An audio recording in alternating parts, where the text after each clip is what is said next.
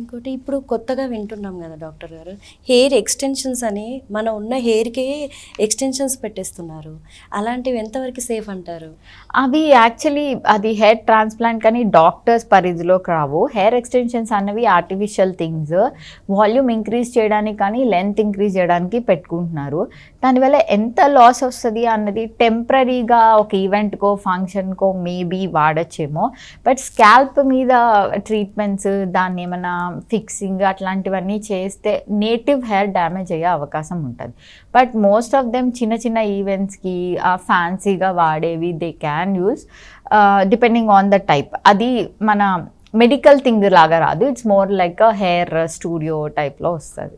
Okay ma'am, ఇంకోటి ఈ hair transplantation ఇది మనం సోషల్ మీడియాలో చూడంగానే అబ్బా ఎంత అందంగా ఉంది, ఇంత తొందరగా ఇంత చిన్నగా అయిపోతుందా అని చాలామంది దాన్ని చూసి ఇన్ఫ్లుయెన్స్ అయిపోతూ ఉంటారు కదా, దానికి ఏమంటారు?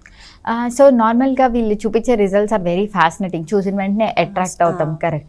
సో అట్లా చెప్పిన దాంట్లో మనము హెయిర్ అంటే ఫొటోస్ ప్రీ పోస్ట్ తొందరగా చూపిస్తారు కాబట్టి ఓవర్ నైట్ రిజల్ట్స్ ఏమో అనుకుంటాం. కానీ హెయిర్ ట్రాన్స్ప్లాంట్ అయిన తర్వాత ఒక పీరియడ్ ఉంటుంది, ఆ పీరియడ్ గ్రోత్కి important. For suppose hair transplant అయిన తర్వాత first 2 to 3 weeks shedding phase అంటాం. అంటే ఒక్కొక్కసారి hair transplanted hair are native hair shedding, shock loss వస్తాయి, అవి పడిపోతాయి.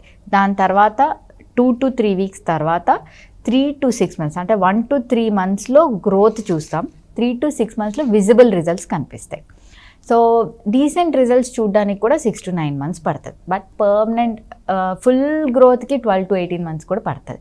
సో ఇది ఓవర్ నైట్ చూసేది కాదు, అండ్ ఇట్స్ అ ప్రాసెస్.